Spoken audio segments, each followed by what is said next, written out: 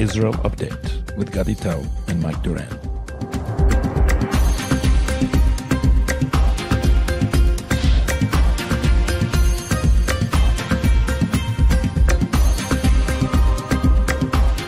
Hello and welcome to Tablet's Israel Update. It's the 18th of May 2025. It's been 1 year, 7 months and 11 days since this war began. I'm Ugadi Tao in Tel Aviv, and joining me from Washington, D.C. is the infamous Mike Duran. Hi, Mike. Hello, Ugadi. Infamous. Why am I infamous? We will have to wait and hear about that shortly. We say it's a busy week every week. This week has been dramatic, perhaps a turning point, and not necessarily for the best from the Israeli perspective, at least. So Trump's visit to the Middle East will be the focus of our attention, but we also have Gaza on our radar and the beginning or cessation of an Israeli incursion into Gaza with what we have been told would be full force. But first, Mike, let's hear the headlines. Okay, so Israel likely killed Hamas leader Mohammed Sinwar last week.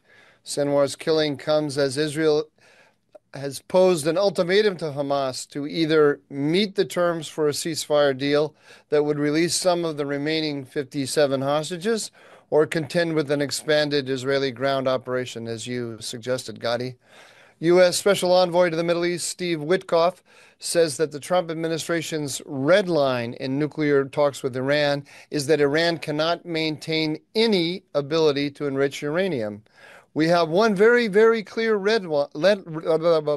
have one very, very clear red line, and that is enrichment, Witkoff said.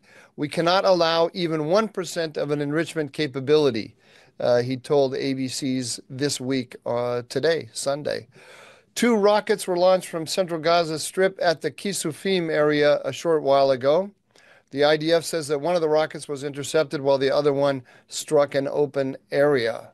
The Israeli military says it recovered documents showing that leaders of Hamas launched their October 7, 2023 attack against Israel with the aim of disrupting Israel's normalization talks with Saudi Arabia. Of course, we've always said that, Ugadi, but now there are captured Hamas documents that prove that fact.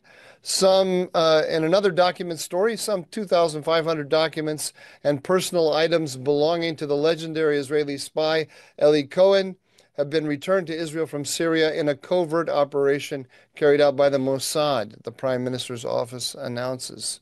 But of course, the big news really, Ugadi, is President Trump's trip to the Middle East. So actually, before we get to that, let's talk a little bit about Gaza. You have any insight into what these threats about intervening, not intervening in Gaza are all about? Actually, Mike, I've had Erez Wiener on my Hebrew-speaking podcast. Erez is a Tataluf. We always get stuck with the Israeli ranks. Every time we do that, I think I'm Brigadier General.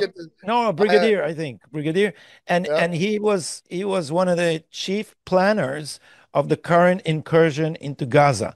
Now, the problem was, and I've spoken about this repeatedly on this podcast, was that under Herzi Halevi, the brass of the IDF slow walked or even performed an Italian strike with what the instructions of the cabinet and refused to occupy areas. Instead, they used incursions and raids, and then retreat to the areas that the IDF was holding. So they didn't occupy territory. Now the plan is completely different. The Minister of Defense, Israel Katz, has said Tzahal, the IDF, will occupy territories. The plan that Erez Wiener spoke about is not just an aggressive occupation in a gradual cleaning of the Gaza Strip from Hamas operative, but also for the IDF to take control of the humanitarian aid and distribute it only in areas that the IDF would occupy, thus depriving Hamas from one of its most important tools for controlling the population, as well as a source of supply which sustained itself. And a source of money because it also sells the aid. Yeah, they tax other people distribute the aid, and they taxed it like with I think 30% or something on that scale. So the aid basically sustained Hamas. The Biden administration forced Israel to give it in a way that the IDF could not control. Herzi Halevi did nothing to try and gain control over the supplies, but now the plan is completely different, and the reserve soldiers have been called for the sixth time and told that they are going into Gaza to occupy it. Of course, at this moment precisely, Hamas has returned to the negotiating table. So the operation is now moving in full force. Here is the problem.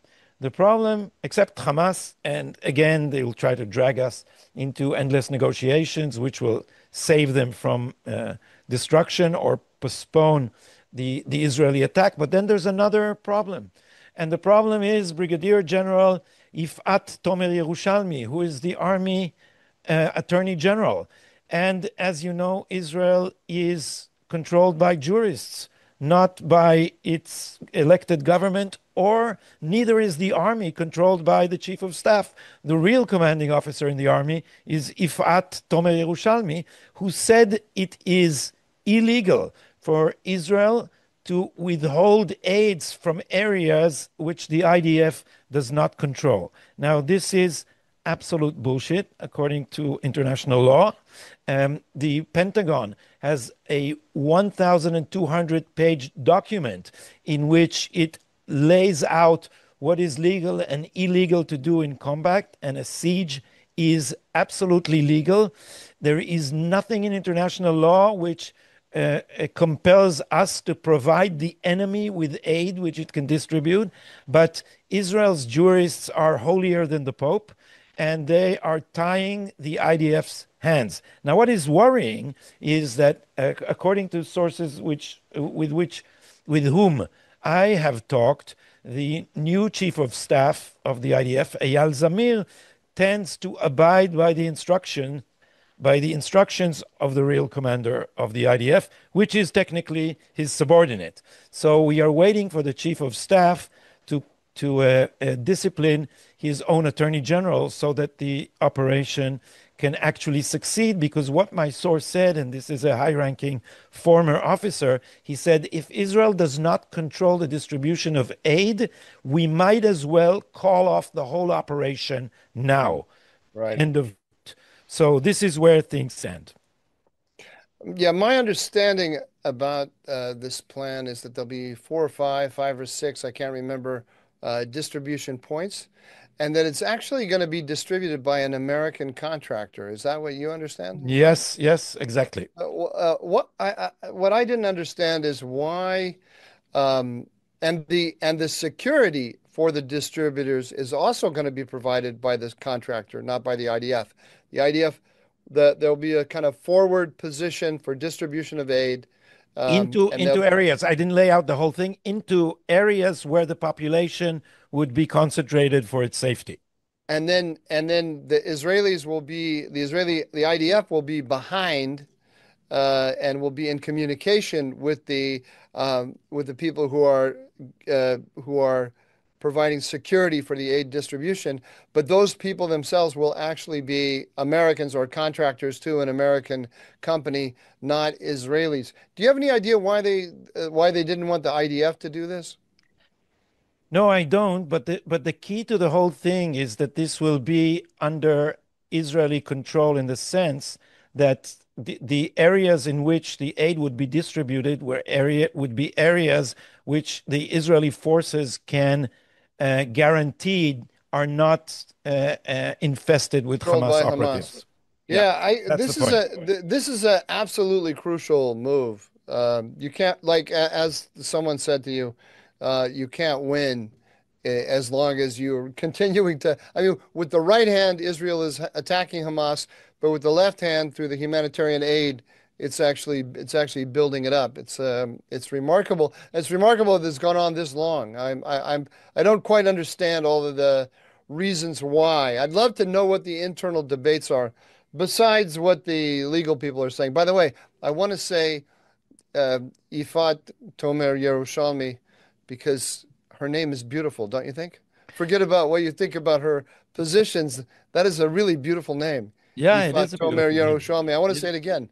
I'm going to yeah. try to find several other opportunities to say Ifat Tomer Yerushalmi. It would be perfect if there would be another context to mention her name in.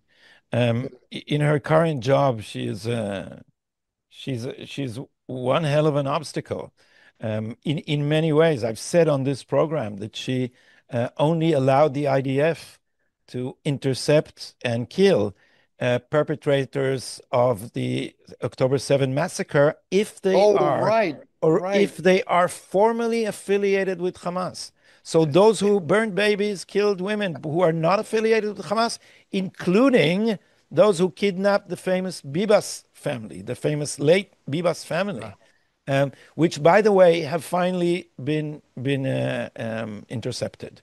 They've been intercepted because what the IDF was trying to do, given those weird restrictions by the Attorney General and her warped understanding of international law and the Geneva Convention, was to try to catch them in some other activity where you can intercept them for another reason.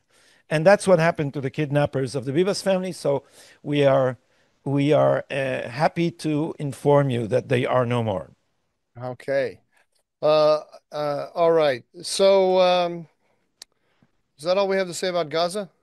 Um, no, I can also add my own opinion if you're interested, and that is it's absolutely crucial that we move now because the American administration is tying our hands. It is reaching deals over our heads without consulting us, and it blocks our routes of operation towards Iran. We are left only with Gaza. Now, lest they try to uh, uh, reach some deal which would force us to um, acquiesce to some Hamas presence in Gaza after this war, Israel must move now, establish facts on the ground, and occupy the whole of the Gaza Strip until further notice, so that no other power, including the United States, can dictate any solution which will be the beginning of a future Palestinian state. The Middle East should know that people who perpetrate this kind of atrocity do not get a prize in the form of a state. Also, Mike, there are pressures in Israel to stop the war because now there is the Israeli left demonstrating that we are killing innocent Gazans. That is a morally despicable argument because if you agree, if first of all, any civilian deaths in Gaza are only the responsibility of Hamas. Hamas can lay down their arms and give us back the hostages, and then the war would stop. Secondly, Hamas is using the population as human shields. If you stop your operation because there are human shields in the way, that means that barbarians will always triumph in their wars with civilized nations. We can't let that happen. Responsibility has to remain with Hamas on both counts. Yeah, I would like it if the Trump administration would say that the defeat clearly that the defeat of Hamas is the goal, is the goal of American policy. I don't believe that they have said that, if I'm not mistaken. And exactly what the goal of American policy is a little bit unclear. And it shifts from day to day. If I had to predict, however, I bet you we're going to see a ceasefire sooner rather than later, because as I understand it, there's a Witkoff proposal that they're working on in general. And if I have the correct information, there's a kind of revised Witkoff proposal out there now that there will be for the release of 10 hostages, there will be a 20 or 30-day ceasefire. I bet you as Israeli military operations begin to pinch against Hamas, I bet Hamas would take that. Yeah, and that would be that may be a disaster because the reserve soldiers are showing signs of nervousness and saying that they can't be called and then have the operation called off indefinitely. Some of these people have been um, in reserve service, have left their families, their work, their business for almost the whole duration of the war. It's more than a year and a half now, and it can't be postponed forever. You know my opinion that the way to get the hostages is just to pressure Hamas continuously until it screams for help and gives them up. I don't believe there any deals they sign, and I think that what they're going to try to do, and they're sophisticated about it, is try to trap the Israeli government between the pressure of the anti-Netanyahu movement and the outside pressures of an American Trump president who wants to administration. finish Yeah. the war. So that in the end we will find ourselves at the end of this war without a victory. And that is a very, very serious thing. I think Israel cannot allow itself. I think the Netanyahu government cannot allow itself. And if we lose the war and get the hostages in return, then that would mean that you can bring Israel to its knees by kidnapping citizens. That is a terrible message to our enemies. We should say a couple words. You referred to it obliquely, the release of Adon Alexander, and about the Americans negotiating with Hamas over the heads of the Israelis. That what you're referring to is the fact that this American-Israeli hostage was released, and that apparently the Israeli government had no idea that this negotiation with the Americans was going on. Is that your understanding? Yeah, and the repercussions here were serious because immediately the press here, which is, as you know, a leftist choir, jumped on this and started declaring that if you don't have an American passport, then nobody will save you. That is a way to badmouth the Netanyahu government, which is a despicable thing to say because the over 150, around 150 hostages were released by Israel, whether in a deal or by military pressure. But you see the anti-Netanyahu bring them home now movement and Hamas operating in tandem. You know, Hamas releases footage of hostages crying for help on Saturday evenings when the Kaplan demonstrations are on. Right. And they repeat the same message. Hamas dictates to the to its hostages to say on camera that it is Netanyahu's fault, that if Netanyahu would only want, they would be home, and so forth. And then the Kaplan people are repeating it because, in a sense, their goals are the same. The goal is to undermine the right-wing government. The goal, yeah, and the goal is also to get a ceasefire and to get a ceasefire that will undermine And finish the war Netanyahu. without an Israeli victory, Yeah, because that would yeah, topple finish the Netanyahu. war with a draw, which would be an Israeli defeat, which can be laid at the hands of the Netanyahu government. Um, of course, the hostage families, and there are many people who just want to see the hostages released. They're not thinking about this strategically, just about the outcome of um, the effect on the lives of the hostages. Okay, should we move on to Trump and the Middle East? Sure. So what is Uh, going on, Mike? Has Trump turned his back on Israel? Well, let's lay out quickly why there is a widespread concern in Israel, or a sense of having been downgraded. Yeah. And let's list there are reasons for this. One is the the Trump-Iran negotiations. That was not those were not that was not Prime Minister I see that I somehow I held my thumb up. Oh, it's gone now, and Yeah, and Zoom's showed thumbs you up asking for for a a question or something. yeah, Yeah, asking for permission to speak, which you don't need on this program. most usually I don't need it. The so he ignored, or overrode Prime Minister Netanyahu's advice about how to proceed with Iran.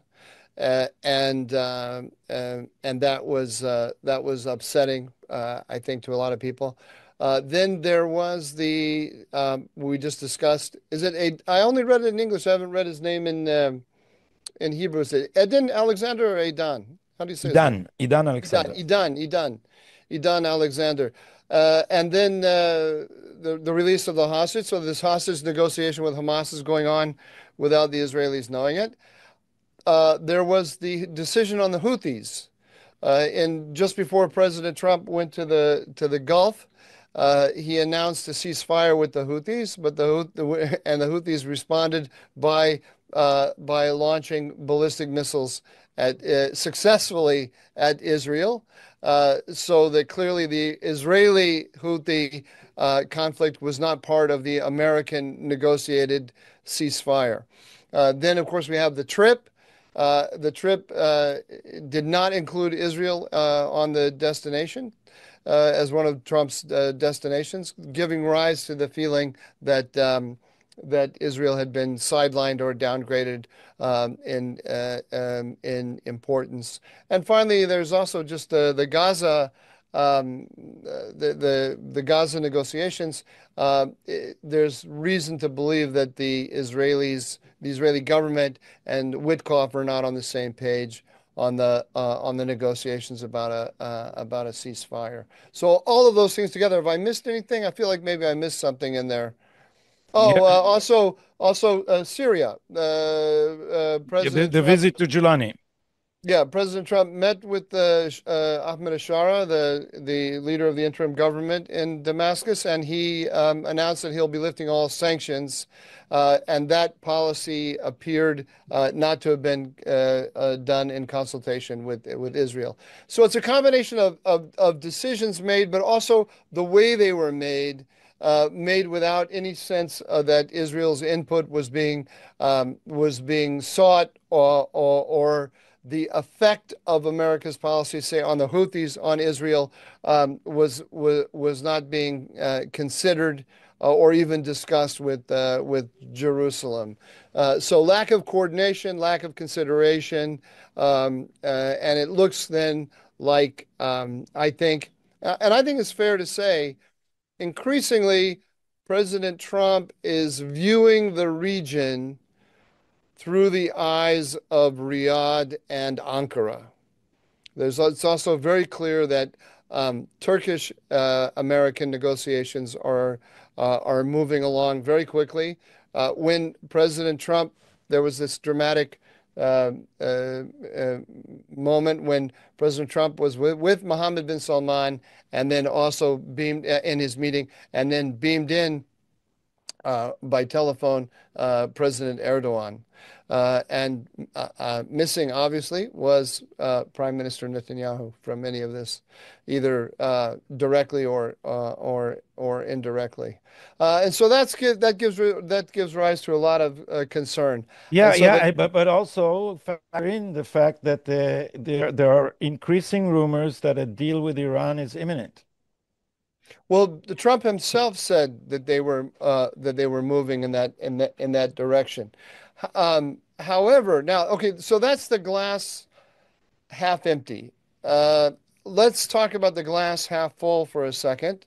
And if I'm to talk about the glass half full, I have to say, number one, the quote that I gave in the news this morning from Steve Witkoff saying, "We will accept no enrichment by Iran."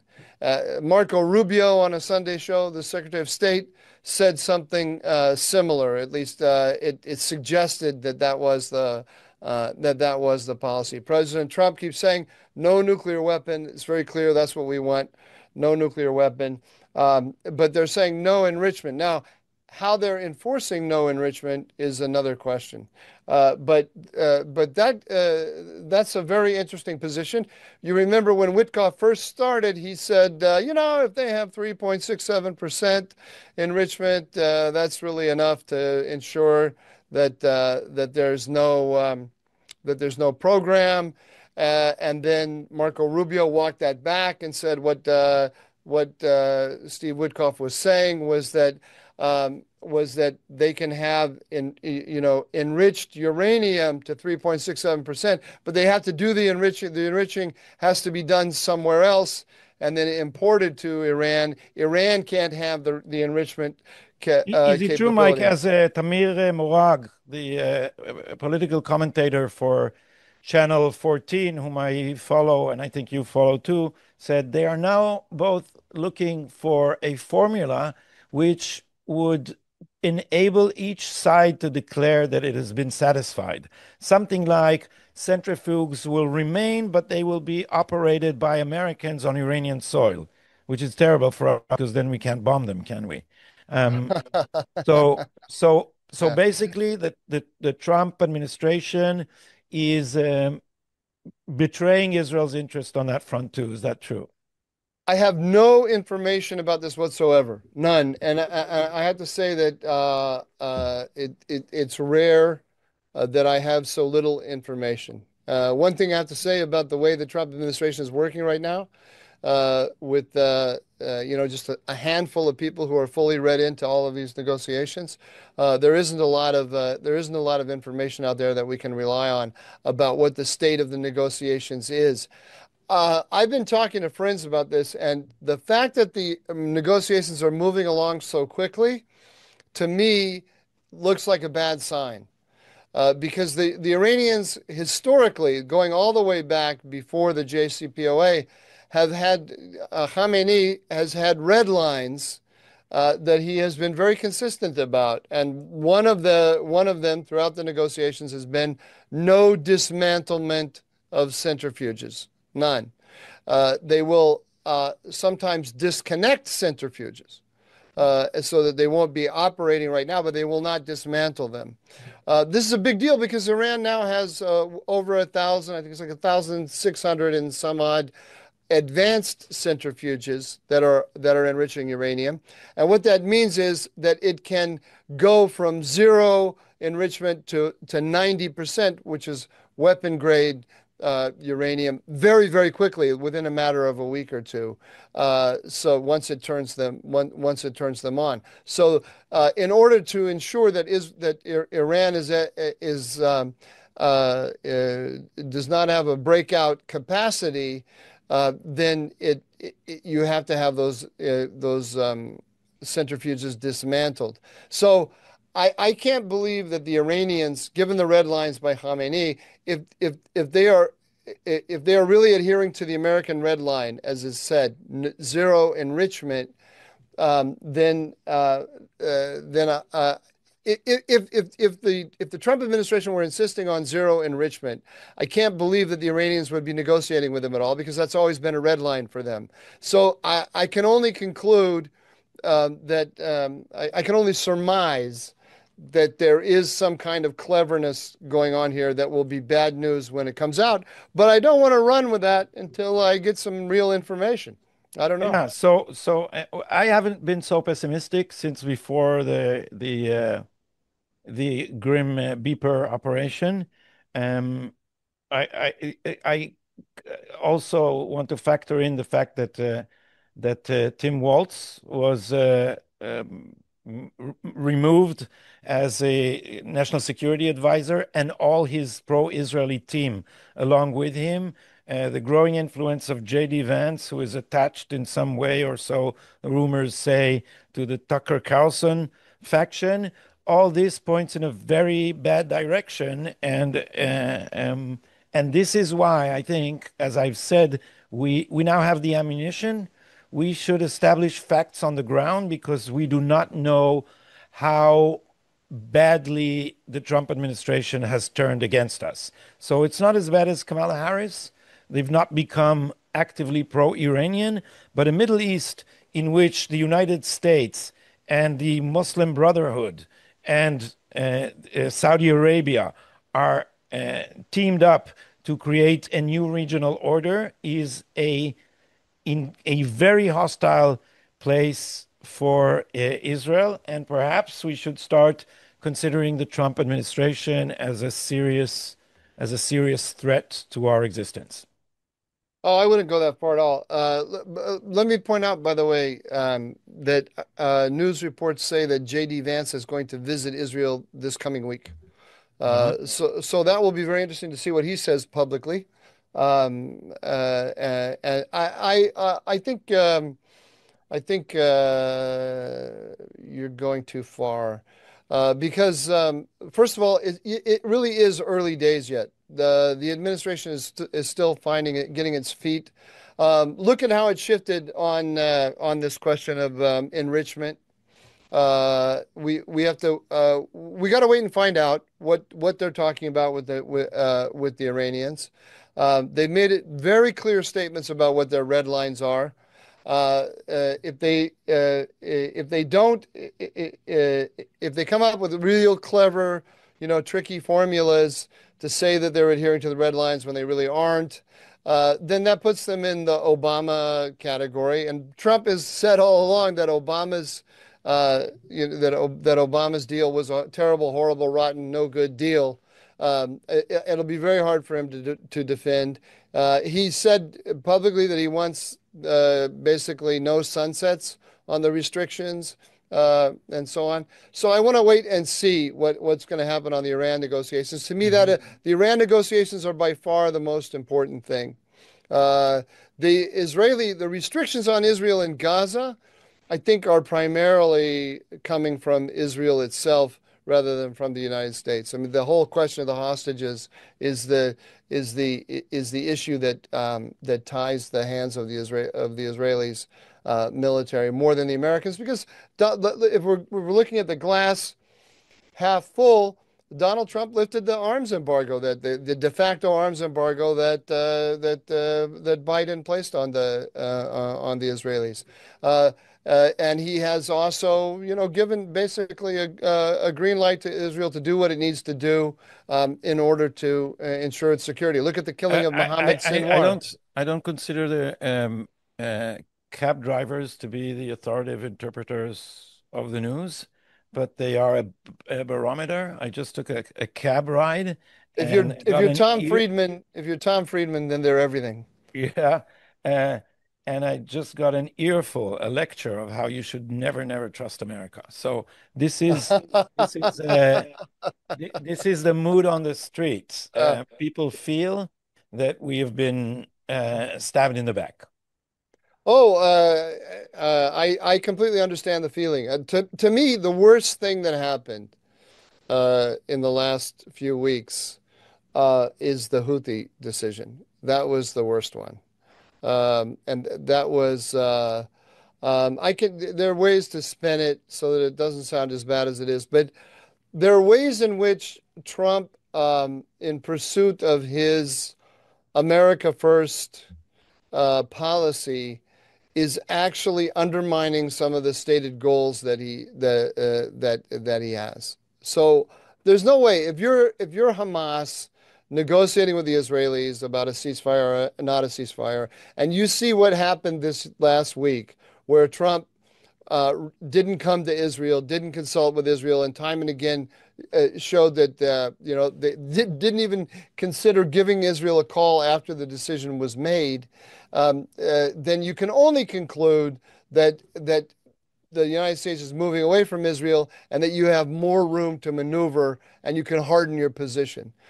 Same thing with the Houthis. Absolutely the same thing with the Houthis. But the Houthi attacks on Israel embarrassed Trump. Maybe not greatly, but this happened while he was in Riyadh, and he would find, I think he's also going to find that the Iranian position was hardened by what he did. Remember, he famously already tweeted or put out in a Truth Social posting that he was going to hold Iran directly responsible for the attacks of the Houthis. That never happened. And in fact, he didn't hold them responsible, the Iran responsible at all. I guarantee you that in Tehran they're giggling about that. There's no doubt about it. So he's made the Gaza deal that he wants, and he's made the Iran deal that he wants harder to achieve because of this very how should I put it? Poorly executed and poorly executed America First policy, and very narrowly conceived.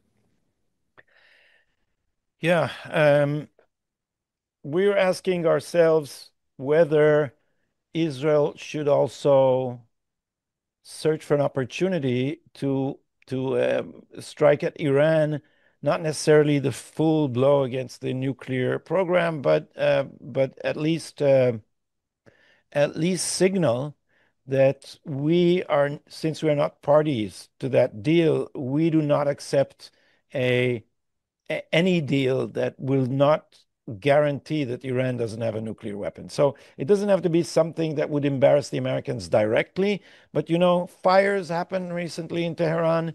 Um, Facilities can break down, things can happen. The oil refineries can suddenly experience fires. A lot of things can happen.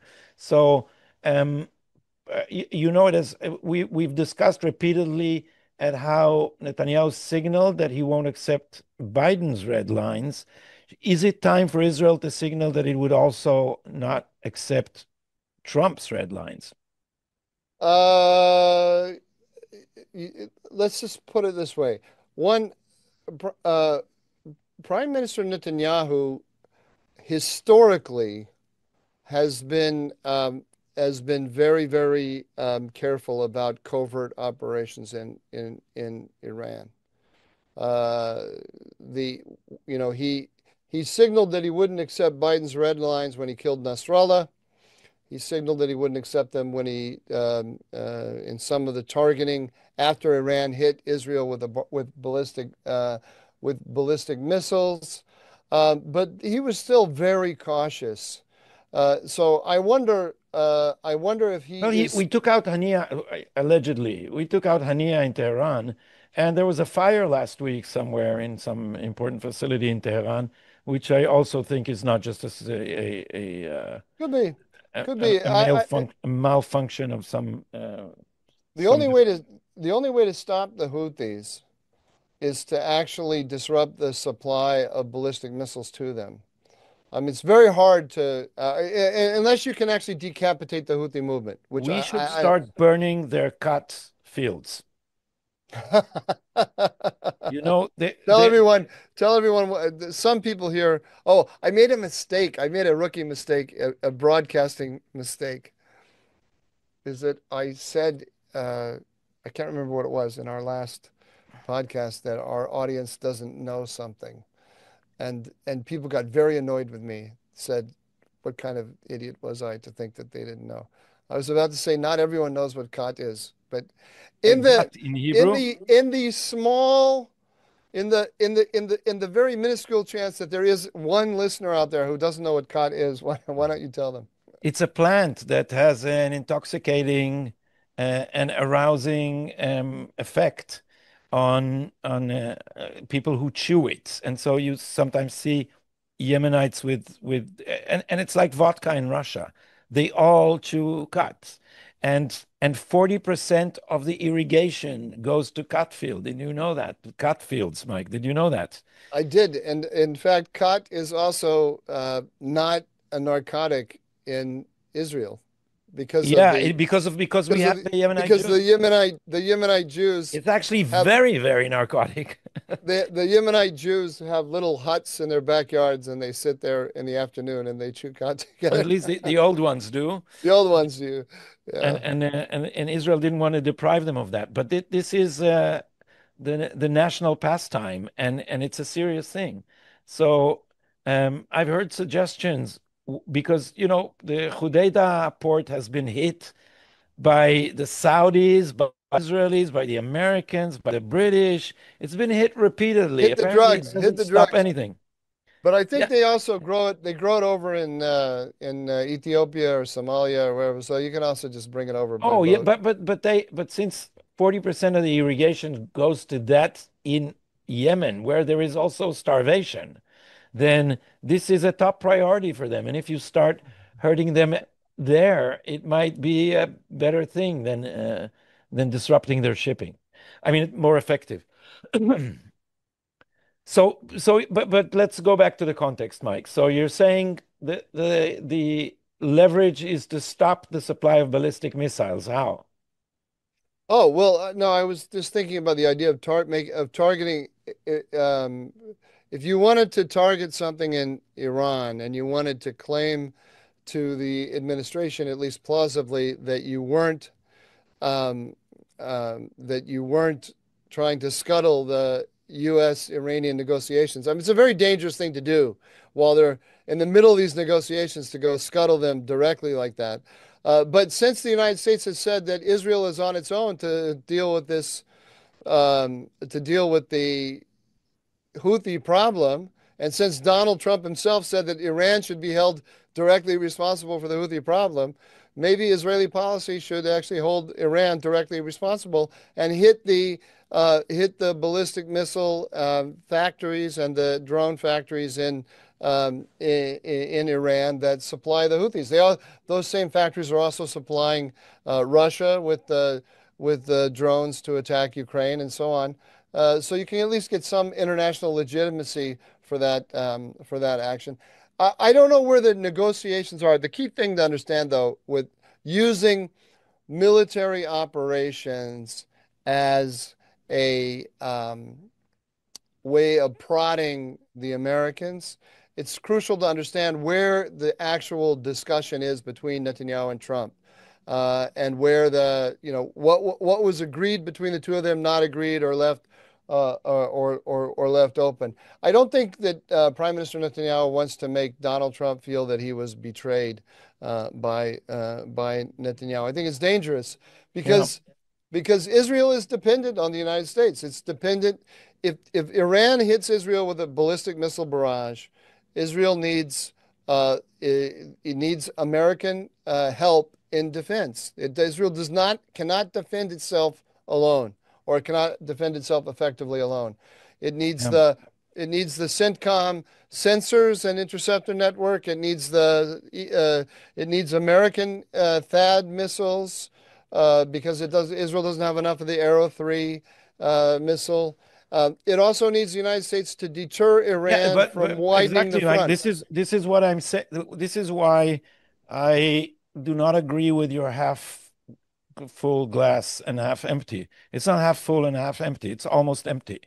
And there's a little water at the very bottom. But we are in a if the course continues as it now seems, then we are seriously in the lurch in the sense that this is an existential danger again. But wait, a month ago you wouldn't have said this, right? After Right? the Yeah, uh, because eh, because I so as- because I assumed that America on some issues was on our side and that the Trump administration still views the Middle East as it did in the previous Trump administration. I'm not ready to say it doesn't. I think we had a bad week. I think we had a very bad week. But I'm not willing to draw any major conclusions on Yeah, the Mike, basis of I that. also had a very bad hair day. Yeah, that's about as convincing, right? No, no, no, no, no, no. Listen, a lot. They are just getting their feet. They got a very small number of people who are doing what they're doing. They haven't thought a lot of this through. when they start understanding some of the interconnections. I mean, look, let me give you an example. They said a lot of these restraintists in the Trump administration, Bridge Colby, Cimino, and others, they said the Middle East doesn't matter anymore. Clearly, that's not true. Donald Trump, if Donald Trump's visit to the Gulf tells us one thing, it's that the Middle East still matters a lot. Nowhere, the arms deals that Trump made with the Qataris, Emiratis, and Saudis, the number over $1 trillion. You can't. These numbers are astronomical.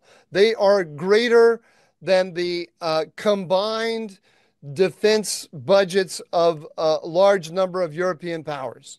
It's really mind-boggling. I haven't sat to actually put it all together, but I wonder what's the combined, if we put together, Germany, Poland, and Britain together, what's their combined annual defense spending? I bet you these numbers are greater than that. I haven't checked it. I could be wrong, and it's dangerous to start throwing out comparisons like that. But what does this mean? This means Donald Trump is planning on staying in the Middle East for a long time. And now, when you listen to Steve Witkoff, I gave an interview to Breitbart, and he said, I think he said the Gulf Coast, it's an underrealized investment opportunity, and it's a bigger investment opportunity than Europe, even Gaza, than even Gaza, than Gaza Lago, and so on. This suggests that they're staying there for the long term. That's good news for Israel. Believe me, there are only two U.S. allies that can project power beyond their borders, and they are Israel and Turkey. Israel and Turkey. That's it. That's it. I don't think that. Look, Trump wanted wins on this trip. He wanted deliverables. He can go home and say to the American electorate, I brought you X number of dollars. I did this. I did this. Israel didn't have any deliverables to offer Trump. Nothing. What? There's no ceasefire in Gaza. There's not going to be any huge arms deal, and so on. And he wanted that to be the message of the trip for all kinds of reasons. Now we can argue whether he should have or shouldn't have, but the fact that Israel didn't fit into that frame this week doesn't mean that Israel no longer matters to Trump or to the United States. I think that's a mistake. All right. What else before we move to the next segment?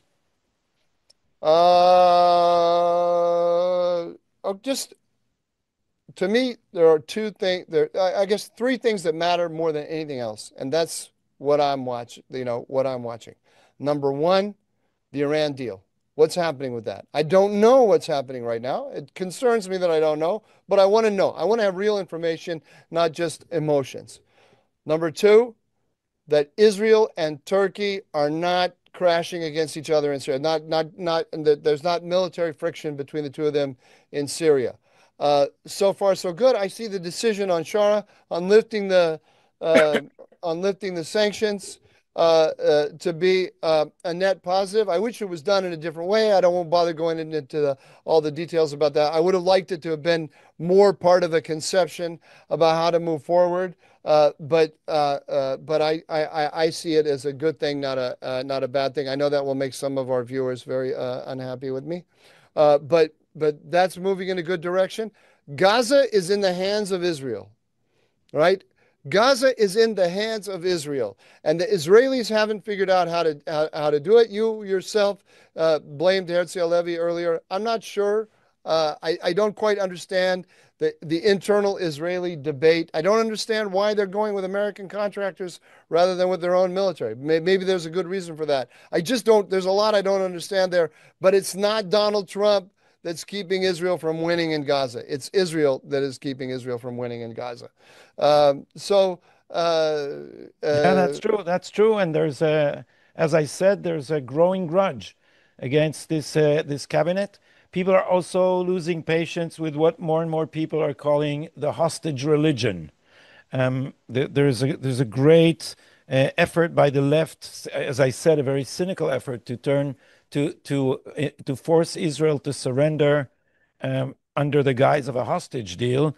And now this is the pressure here. So you understand how complicated it is for the government when Hamas is so adept at manipulating the Israeli left, or else they share the same goal and they, if not coordinate, at least echo each other. And which the Israeli, unanimously, the Israeli press is saying, enough with this war. It's horrible. It's useless killing. Let's just make a deal and return all the hostages. Enough of this. The And this and many of the useful idiots buy the idea that after we make the deal and we get the hostages, then we get Hamas, Yeah, as if right, right, Hamas would right, ever right, go for a deal which right. would not guarantee its security. So, but this is, there was this article by our friend, the editor of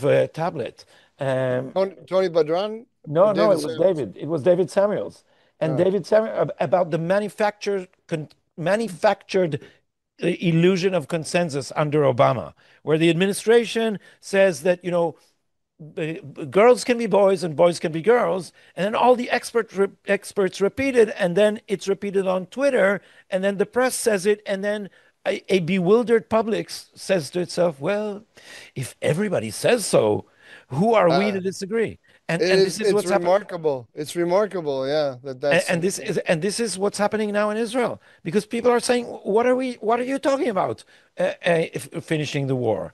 This you are going to agree to the re-emergence of a Nazi regime on our borders? So it's like the transgender stuff in America. The press is creating the illusion of consensus where there isn't.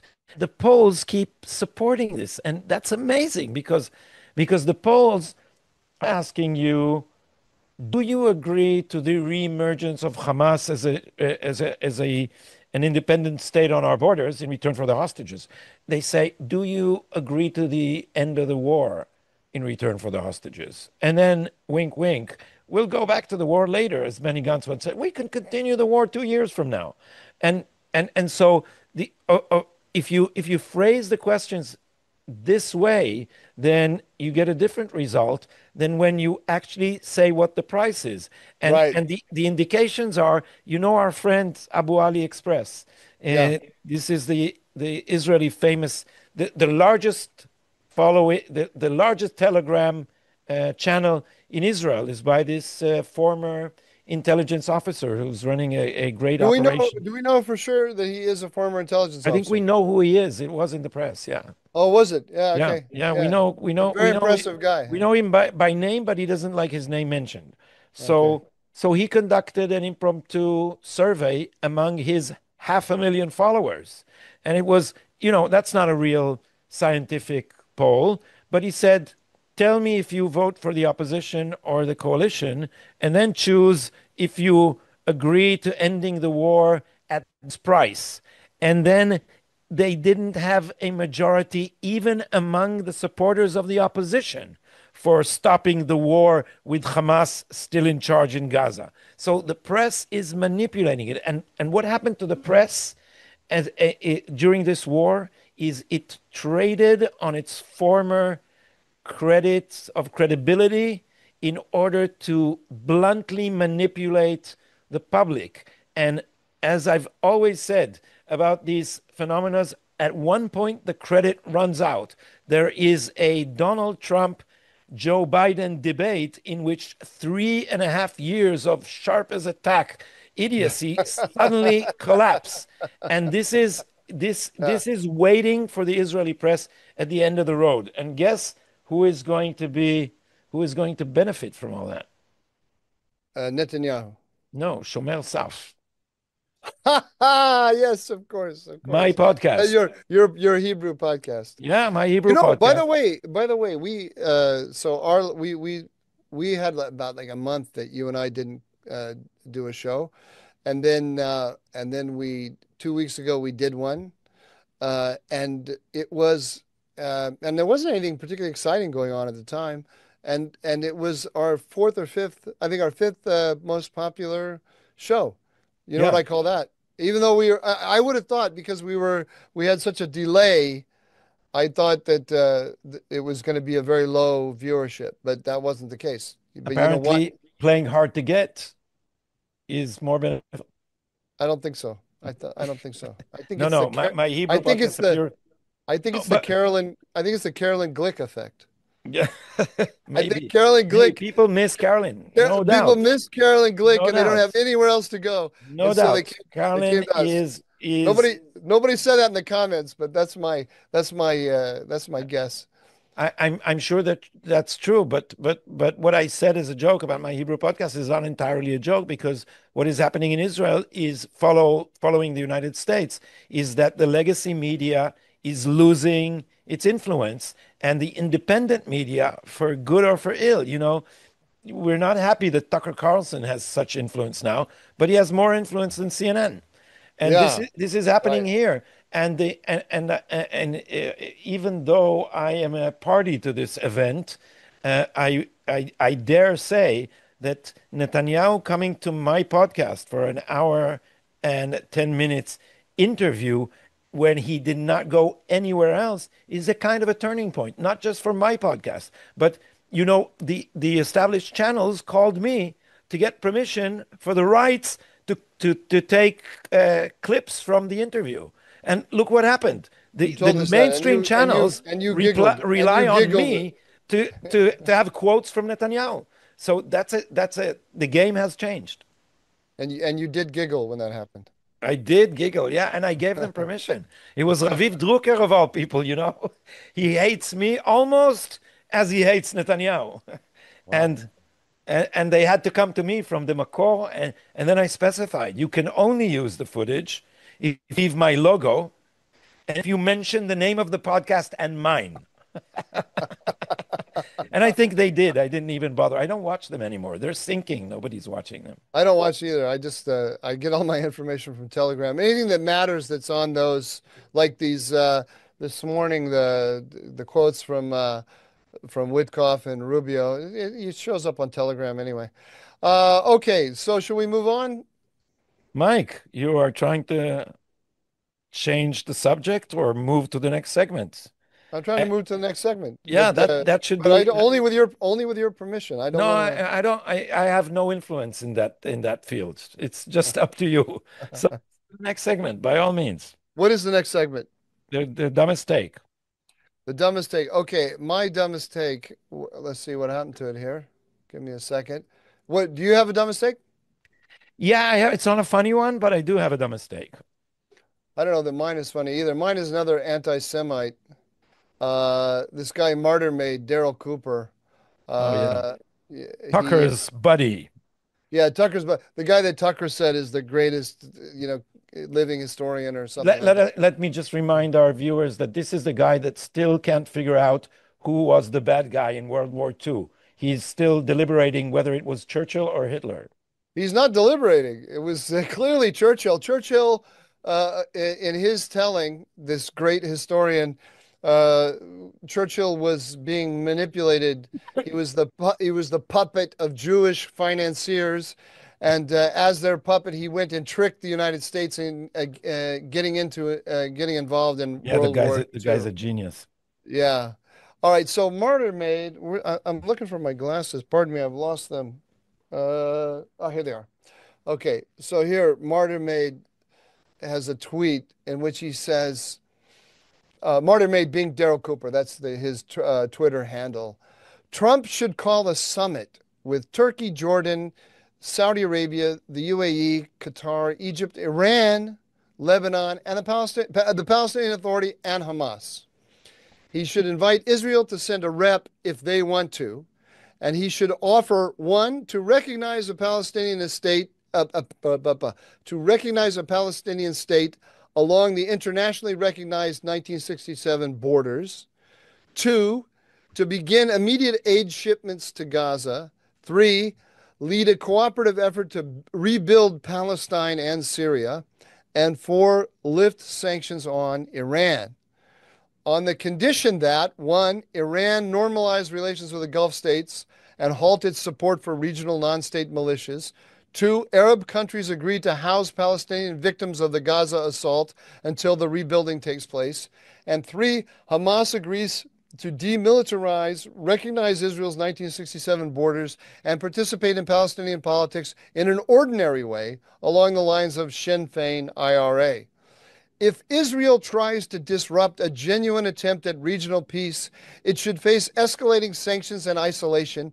And if it tries to block aid shipments, rebuilding and resettlement of Gaza, or takes unilateral military action against a party to the summit, it should be seen as an attack on American national interests, and they should be opposed with American military force. So the United States should go to war against Israel to protect Iran. That's what it should be doing. Does Trump want to be remembered as the footstool of a two-bit politician like Benjamin Netanyahu, or as the president who brought lasting peace to the world's most troubled region? So what do we conclude from this, Gadi? That there's no peace in the Middle East because of Benjamin Netanyahu. And if Trump will just make a coalition with everyone else, including Iran, about a peaceful Middle East, he can then isolate Netanyahu and attack him militarily. You know that all this trouble would never have begun if Hitler won World War II. Everything would have been peaceful. It's Churchill and the Jews and the repercussions of that, because after the Holocaust, the Holocaust didn't happen. I forget. Sorry, I'm sorry. Martyr made Daryl Cooper had an explanation about the Holocaust too. It was just that they didn't have food, so they didn't make enough. They didn't plan for what to do. So they were stuck with all these refugees, and they didn't know what to do with them. So they sent them to the shower, and then something happened to the pipes. Yeah, they something like that. Gas for some reason. Yeah, it was just bad planning. Bad planning. Yeah. Okay, so my dumbest take on the news is an article in Ynet by Ronen Bergman, for whom I have no love, who says that after a series of conversations with seniors official in the security establishment, in the army, and in intelligence in the last 2 weeks, the conclusions are grave. The IDF is in a war that it doesn't know how to achieve the goals of. And this is part of the press campaign to stop the war. The press is an arm of the left and the anti-Netanyahu demonstrations. And as I was reading this, I got a text from a friend of mine who was quoting the interview that I did with Erez Wiener, whom I quoted in the beginning of this show as one of the planners of the new campaign to eradicate Hamas. And the quote was that Erez Wiener said the way he convinced the cabinet is that he brought them to speak with the commanders of the brigades. Brigades, is it? Chativot? Brigades, yeah. Of the brigades from the Gaza division. And after they looked their white in the eyes, these commanders said, we're ready to fight and win, just give us the orders. So while the press is creating this defeatist mood of despair, the actual commanders on the fields are like attack dogs on a too short leash. They just want to be unleashed so they can finish the job. So the mood in the IDF is completely different than the lies in the press. Of course, one of the things that he says is that Ronen Bergman is that the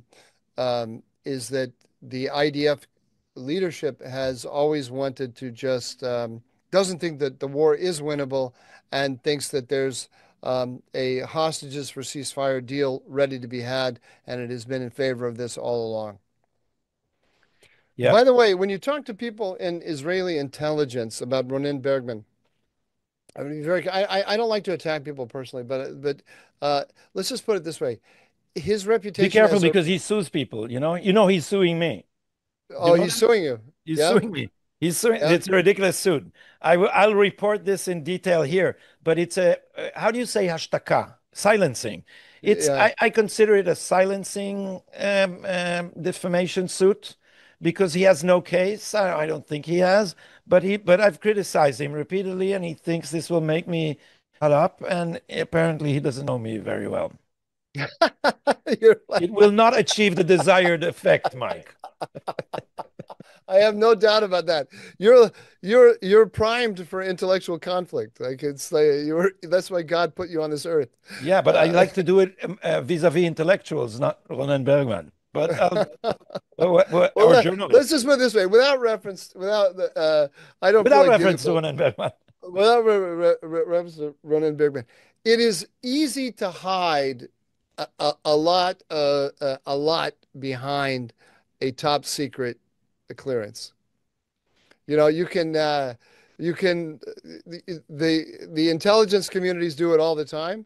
They hide they hide uh, ineffectiveness and they hide inactivity behind a behind a top secret clearance, and you can shape the story however you want to shape it when you're dealing And with then mention secrets sources that in, are clandestine. that are clandestine. You can there's a lot of room. There's a lot of room for one of my favorite books about intelligence work is Ashenden, The Secret Agent by Somerset Maugham. And there's a whole chapter in there about a spy making up everything. It's very easy. The same what what's true for spies, their ability to make up stories. It's also true for people who write about spies to make up a Yeah. lot of stories. But since you mentioned Somerset Maugham, did you know that I discovered only recently that my absolute favorite Damon Runyon quote was an invention of the Israeli translator? Oh, really? Yeah, that was devastating. I quote This, this. of course, has nothing to do with Somerset Maugham, just literature. Is that right? Is that how we got on this? No, no, because the actual quote contains Somerset Maugham's name. Because Oh, it's a really funny story where Dave the Dude, who's like a character based on a real gangster that Damon Runyon kind of admired, and so he's creating a fake party for some poor woman posed as who posed vis-a-vis her daughter who is in Europe. She said she is some kind of nobility in America, and she's been writing from stationery from a very expensive hotel, and she's just a cleaning lady there. So so when so when her daughter came with her fiance, Dave the Dude took it upon himself to create the illusion that she's some grand dame. And so they had a party and they invited all the gangsters, but the doorman declared them to be, J. Edgar Hoover, and like all these gangsters coming in. And then the narrator comes in and he says, and the doorman says, and here is the famous Somerset Maugham. And and the Hebrew says, and I am never Somerset Maugham. I am not like Somerset Maugham. And in fact, I resemble Somerset Maugham like a Siamese cat resembles a, a divorce certificate by a judge in Los Angeles, California. Now, that's a beautiful metaphor, isn't it? But yes. the Israeli translator invented it, Oh, really? What's the actual including English say? What is including the the judge in LA, California. what is the that's I what forget, but I'll look it up. Well, I'll look it up. I'll look it up for next time. But it's very Damon Runyon-esque. So so it was yeah. confusing. And on that happy note, at least we managed some cheer at the end of a rather.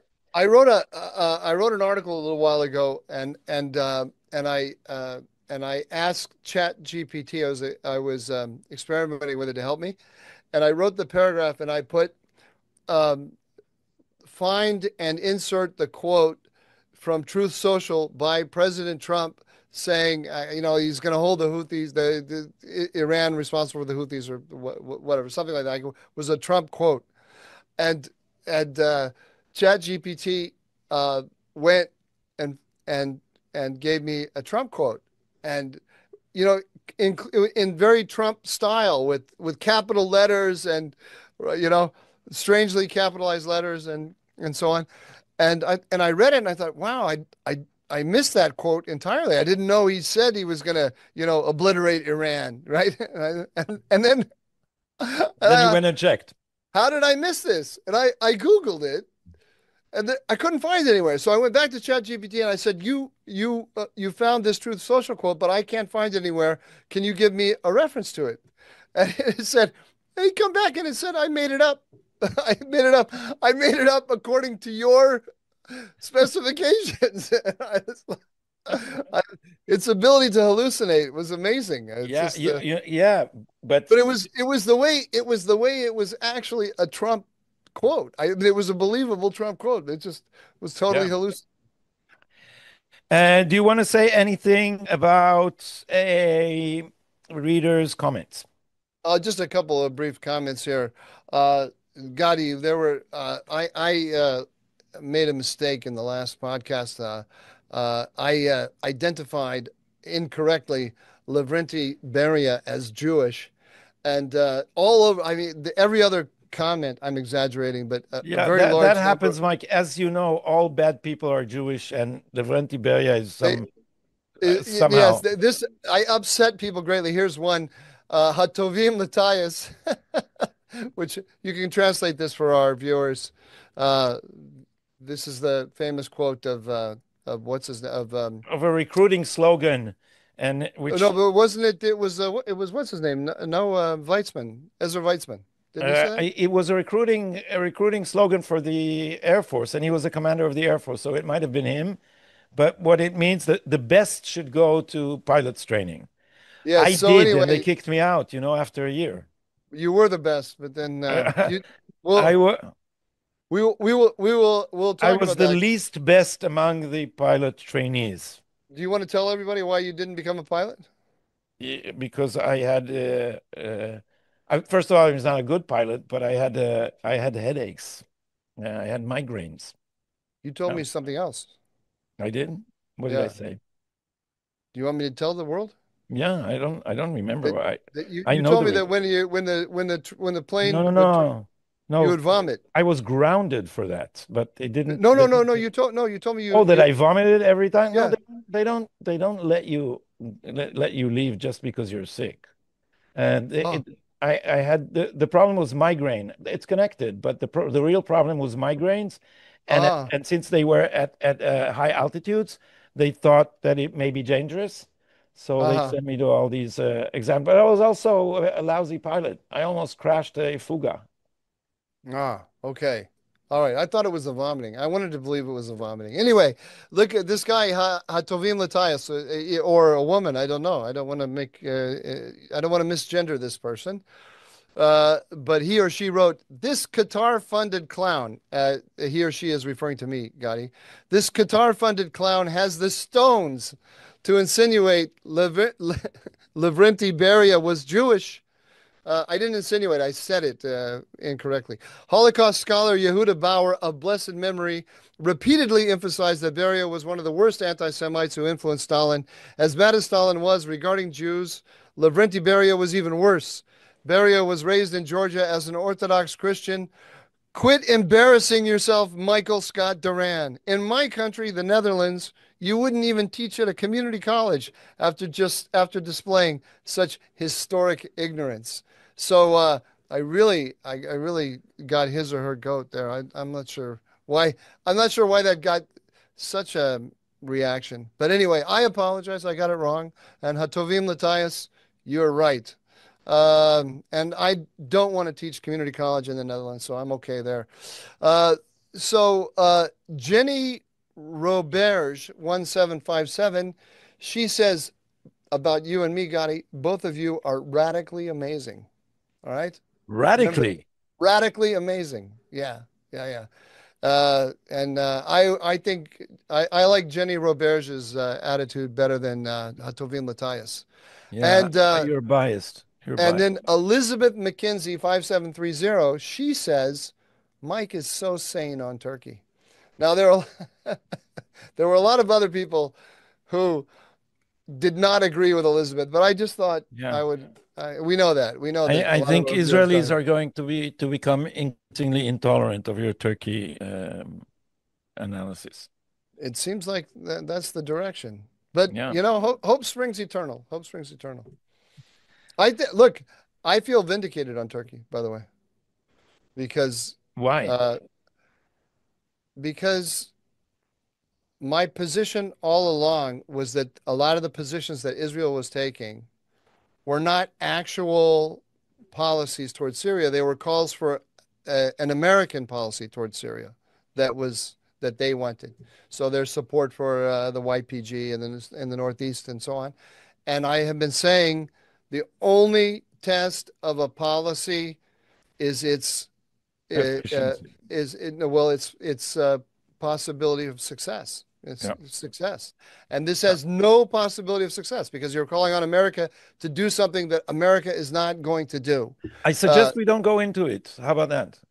yeah, good idea. Okay, Yeah, we'll do because it. I think We'll it's get, late in the game to start yeah, too late to educating start this. everybody. Yeah. Yeah, Yeah, but we I should. just want to say I'm right. I'm right. I'm right. Yeah. So, But it so doesn't mean, that everything is going to go well, unfortunately.